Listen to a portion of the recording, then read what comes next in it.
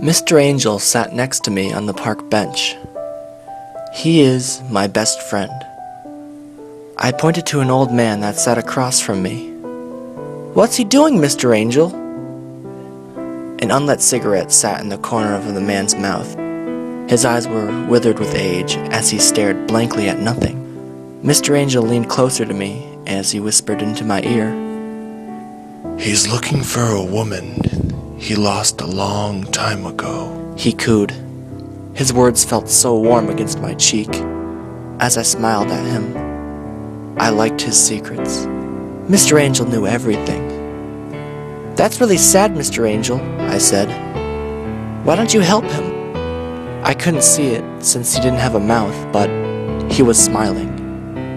He got up and walked silently over to the old man and set a single bony finger on the center of his chest before he turned away and took his seat next to me. I tugged on the black shroud that he always wore. "What did you do, Mr. Angel?" I asked. I could hear Mr. Angel sigh tiredly as he leaned against the scythe that he always carried. "I sent him back to his woman," his voice rasped. "I took her a long time ago, and she was getting very lonely." I looked at the old man. He was hunched over his legs as he clutched painfully at his heart.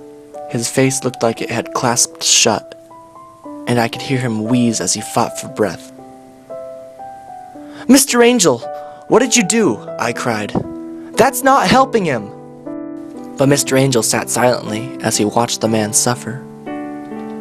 I made tiny fists and tried to pound pathetically on his shoulders. But all I found was empty, cold air.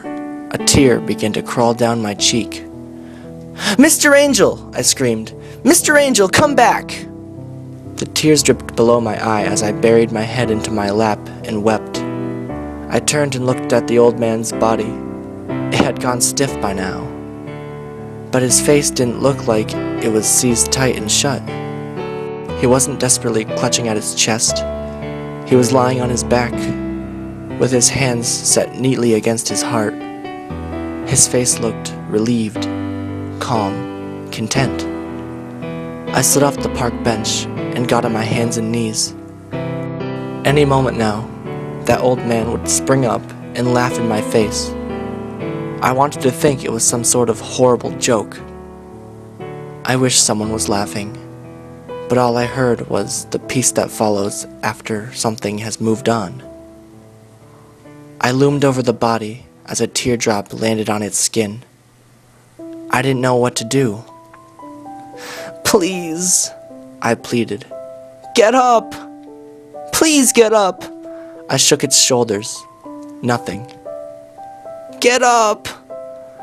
I rested my palm alongside the man's hand. Nothing. No heartbeat. "The old man is where he should be now." I heard an old voice coo beside me.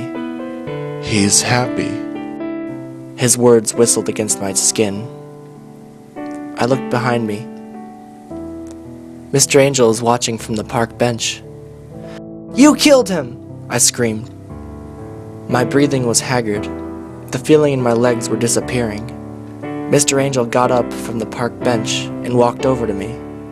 He knelt down, and I could feel his shroud move over me in a warm embrace. I looked up, and Mr. Angel's blank face stared pleasantly down at me. He gripped his scythe with one hand, and with the other hand, he set it against my shoulder. I couldn't see it, but I could tell he was smiling.